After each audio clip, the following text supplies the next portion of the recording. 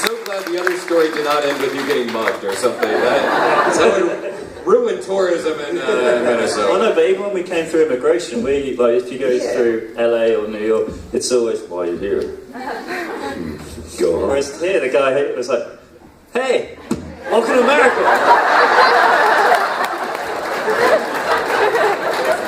Hello there. Hello, I'm Matthew. Wait, did you get that? Hello, Deathly Hallows in part 2? I'm Matthew. What was it like filming the first movie? In the first Sorcerer's Stone.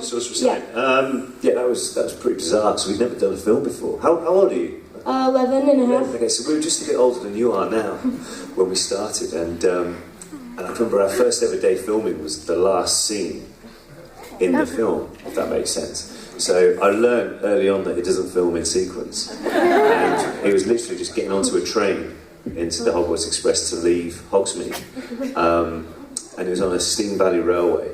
And because there was so much excitement in that they were finally filming the Harry Potter series, there were all these press photographers on the far hillside, offset, these huge long lenses trying to snap photos.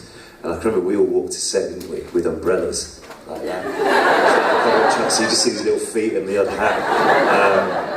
That was an amazing experience. And then we didn't know how big it was until the first premiere and the attention. And I think being close to anything, so close to it, you don't realise the scale of it, the size. But it was certainly a wicked experience. I remember it very clearly. Thank you.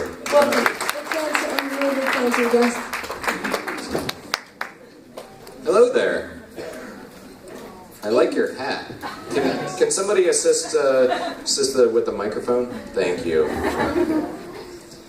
In Prisoner of Azkaban, did you make Percy's head boy badge say Big Head Boy?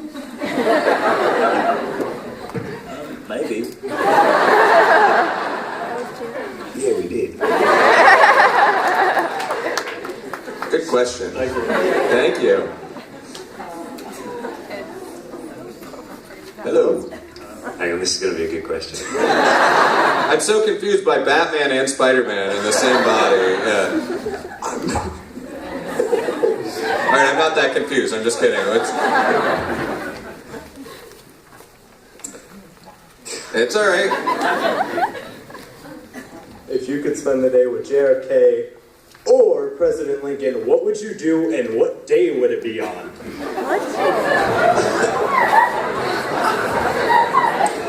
Okay. I would spend the day with President Lincoln, and I'd ask him about I'd go with it on a day when he was getting his hats made up, just to see the whole process to do with that. Your turn. I have no answer. Let me get back to you on that. Yeah. Just wanted to say, these are the moments where my job has been suddenly necessary to step in on those questions. Where did you come up with that question, by the way? In my head. Well done.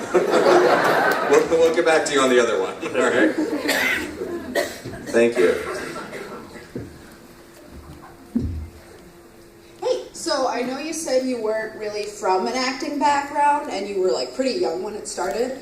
So are there any things that really have like stuck with you from your roles, or do you have any moments where you're like, wow, that was a bit George of me, or anything like that? Well, to be honest with you, when we first started filming, definitely the first two and a half movies, I was a very shy kid.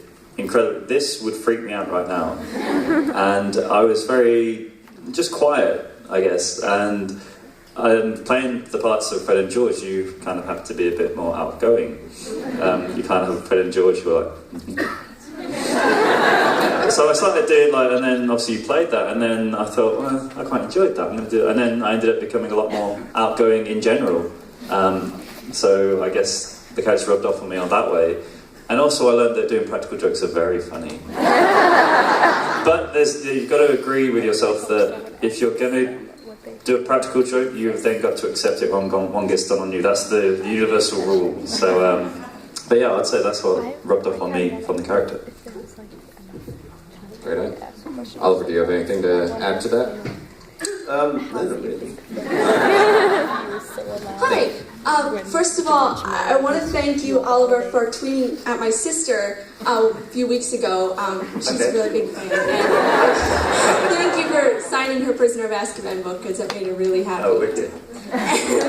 Okay, so first thing, how do you deal with being typecast as your Harry Potter characters? Does it bother you sometimes? Do you wish you could just be known as an actor and just, not people just looking at you and saying, hey, it's Fred and George, when you're trying to get an acting job? To be honest with you, I don't really care, because if it wasn't for Harry Potter, I wouldn't be in that casting room in the first place. I wouldn't be doing acting full stop. And I always find it weird when some actors go, don't mention that film that you know me so well for, like, well, surely you've done a good job for people to know, or it's a big enough thing for people to know you from that, if that makes sense. So no, I don't really mind it. It's just another string on the bow. It's quite a big string on the bow. So I don't mind it. No, not at all.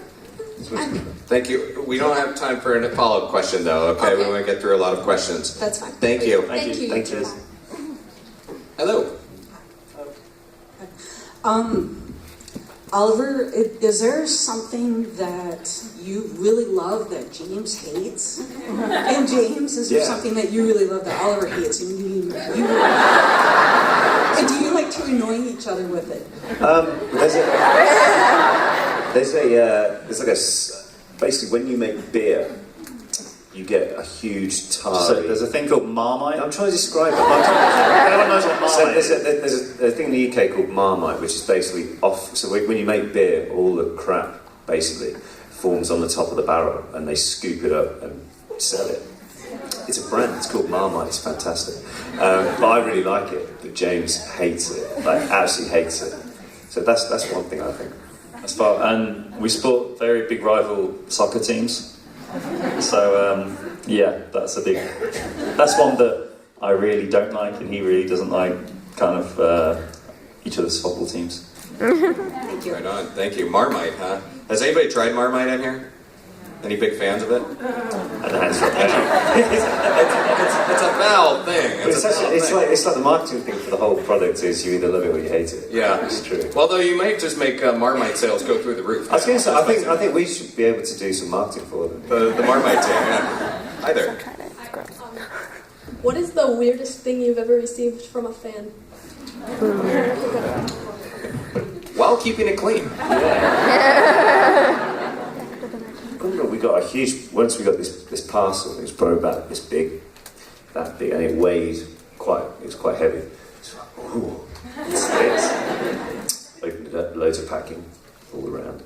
Took it out, and it was a watermelon. Oh my god! With a little note just saying, like, written on a back piece of card, like this thing here, in pencil. Please sign and return to address. We didn't. No, we did. Well, no, we cut it in half. We ate half of it and sent the rest back. But that was. I'd never understood the context of it either. Although there was that a guy from Japan gave us this. We were doing some stuff for the theme park out there, and this guy gave us. He's like, I made you these models of yourself made out of like popsicle sticks. Oh my god! He's kind of like, thanks. This is great. But to be fair to him, it really was a work of art. So it was really fun. Thank you. So we're all familiar with the practical jokes of Fred and George. Do James and Oliver have a particular practical joke side that they'd like to share? Either jokes they've done or had done to them? Yeah. You got. I think, as James said earlier, if you do a joke, you've got to be able to expect one back, and normally it's quite relaxed. I mean, luckily a lot of our friends back home are pretty much in the same thing. Like they just want to wind people up, especially your pals. So we, I can't remember. I'm trying to think of a good one. What's clean and friendly, and isn't going to get us deported? Well, there was one. I'll try and keep it short, but there was. We all went on a 2-week. Hiatus whilst we were filming one of the movies, and the one makeup girl, Grace, she wouldn't shut up. that she was going to this place, Newquay, in England, on vacation. And every time it was just, I'm going to Newquay, I'm going. Anyway. So after she comes, after the hiatus, she said, oh, did you go to Newquay? Yes, it was amazing, we did this, did that. Did you go in your own car? Yeah, we drove down there. And so what we ended up doing was we got her car registration plate number and called her and pretended to be from a car, like a parking lot, saying, I only get in contact with you when the bill goes over £1,000, that's like £1,700. And it's going up by 100 a day, so you need to pay this. And we're recording this at the time, and she was like, I don't understand, but you were in Newquay at this time with this car. I said, yes, that's right. And then, well, do you want to question this? He said, yes, I would. I was like, well, let me give you the email. You got a pen? She was like, yes. And I was like, okay, it's OLIVERPHELPS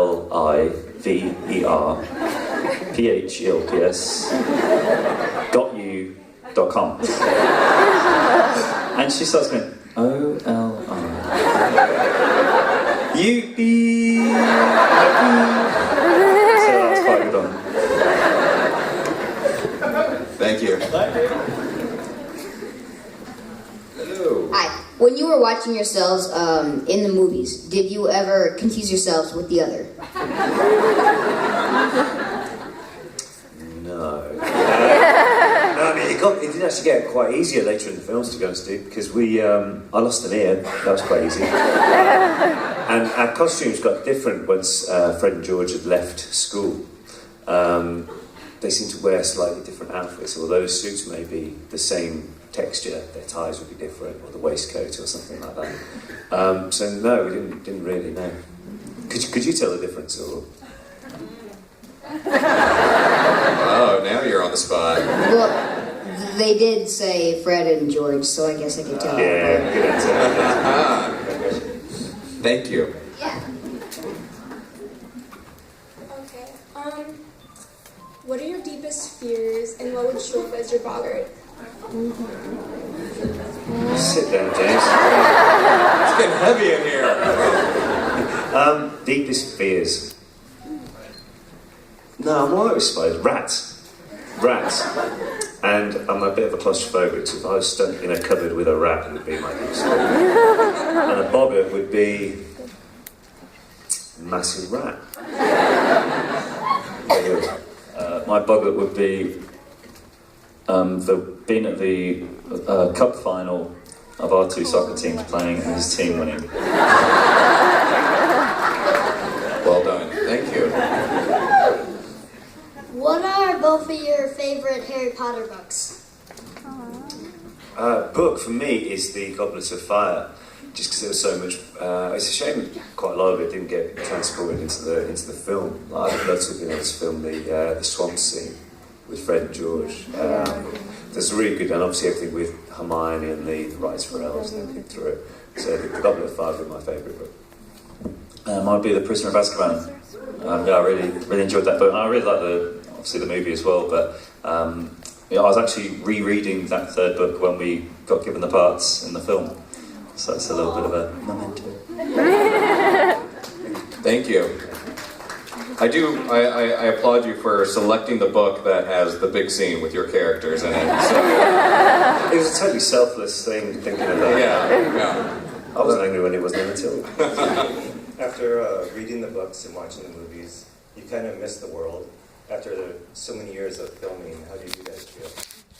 It was, I've got to be honest, it took a little bit of getting used to not going down to film, because it just became normality. It's like when you go to high school or you go to college, you see all these guys for like 6 to 9 months of the year, and go off, do your own thing, come back, how's your winter, how's your summer, whatever you've been up to. And then not to do that was a bit odd, but we still keep in contact with a lot of guys from the films, and we meet up at events, and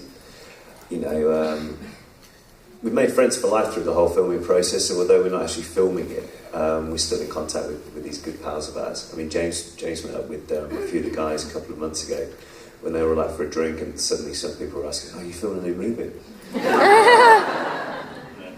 But I guess also it was when it finished in like it was the biggest it had ever been, possibly one of the biggest things of all time. I know it was definitely the largest premiere in the world in London. It took us 3.5 hours to get into the cinema, to be walking, seeing everybody. So if it's going to end, you might as well end it on the highest it can. So that's quite a cool thing to finish on.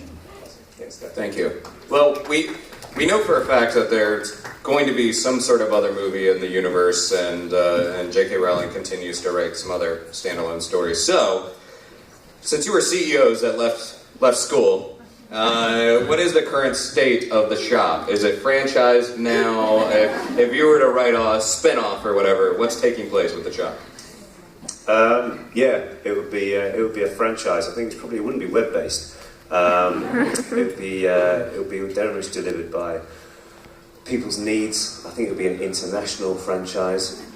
Probably be about 4 or 5 stores by now, in different continents. Yeah, and all America. More America. Yeah. And it would be this huge, and the big Weasley man with the hat would just be getting taller and taller and taller.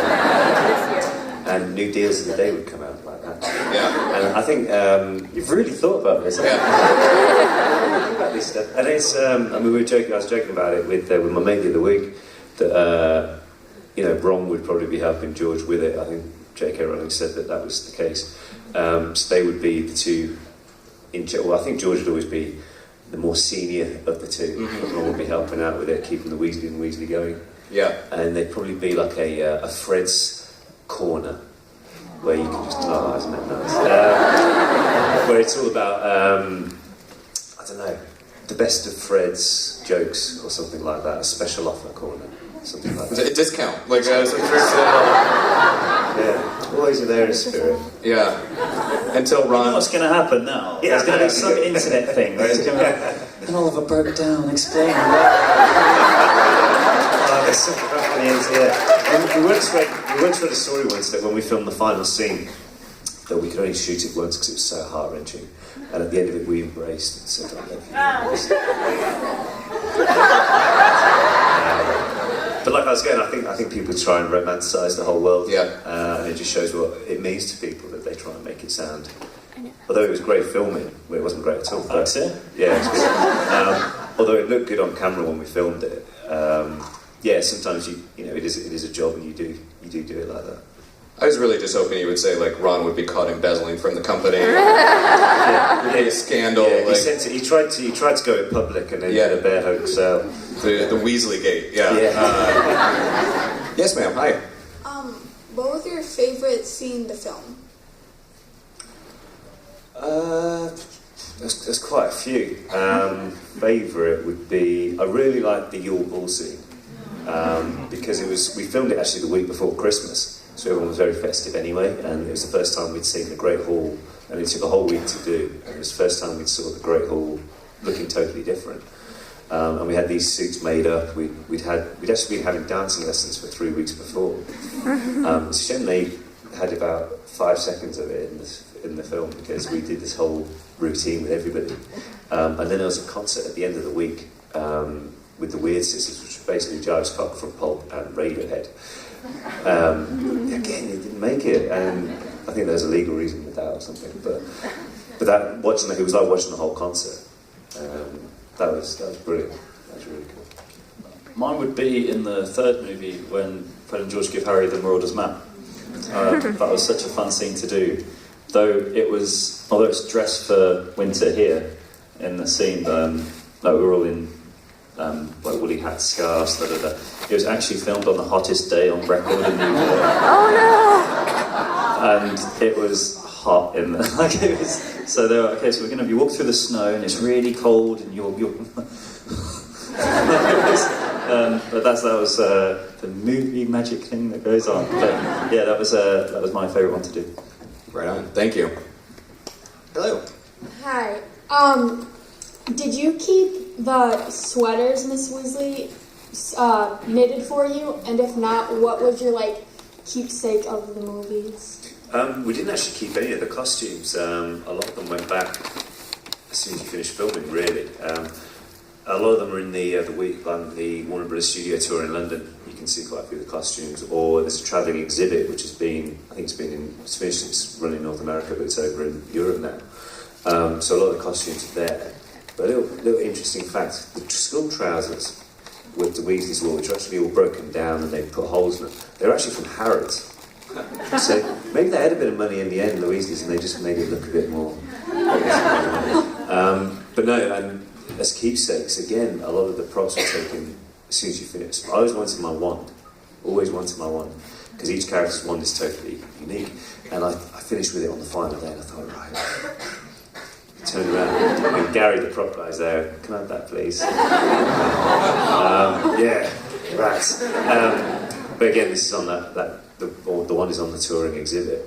But I did manage, unless anyone's recording this and one of us are watching, hypothetically I did take a bag from the joke shop, the Weasley's joke shop, so that's quite cool. And my prosthetic false ear, which is, and I've also got a full. When they do the prosthetic pieces, they have to do a full plaster cast of your head, pretty much. So any imperfections on your face, you can see. So I had this, and this, and then so I had that on my wall now. This big with my fake ear. Which is great when people try and, if you ever have a workman come to the house, and I'm like, who's that? Do you have anything that you were able to nick or wanted to? What I wanted to, well, like I said about the costumes, we couldn't take any costumes away, but I actually got a coin from the Gringotts set, and the coins are actually different each side. So even though they're not even seen on camera, but they're so detailed, that was really good. So I've got one of those in my house, just a little keepsake. That's all I've got, unfortunately. Yeah. But we're trying to get someone from the studio tour to kind of just borrow our wands. Here you go. Or just rob the place when this exhibit comes through the next time. Yeah. It's thank you. Thank you. Hi. So, out of all the Harry Potter movies, what was your favorite line that you said? Mine, it wasn't a line, it was just one word, which was morning.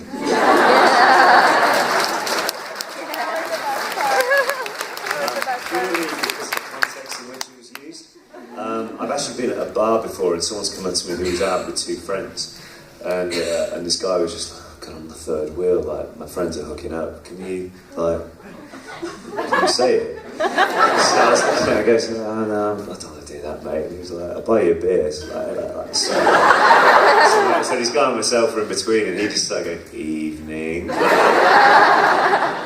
It didn't work, they were just like, go away. Going back to the Marauders map scene, I'd say mischief managed. That's my favourite one. Thank you. We are kind of out of time, but I want to make certain I get through these final questions, so if you could do it real fast, we'll do rapid fire, okay? Alright, so my question is that, you keep in contact with people from the franchise. Who would you like to work with, and what kind of movie would you do? Or From the films? From the films, yeah. I'd love to work with Rupert again. We do have such, we have a great laugh anyway, we still hang out outside, and anything, to be honest with you, because we just have a real good laugh when we're together hanging out. So yeah, I think a comedy or something like that would be quite good. To be honest, we're always having a laugh, so I think that'd come over really well on camera. Right on. Thank you. All right, thank you. All right. Yes, sir. Do you guys want to play some golf tomorrow? Thanks for you, Matt. We're actually flying out tonight, which is really disappointing because someone sold us, the guy at the airport did, didn't he, when we were on about the chat, perfect, welcome to America. He was like, yeah, you guys play golf, there's some great golf courses near here. So hopefully next time we'll be able to get around. Yeah. Say we could get you on the 2016 Ryder Cup course, AZT National. Do you work for the golf industry? I do. You do? Of course you do. Okay. Thank you very much for this. Thank you. Hi. What's your most embarrassing memories from filming the Harry Potter movies? Well, what one to end on? My most embarrassing memory. So many. I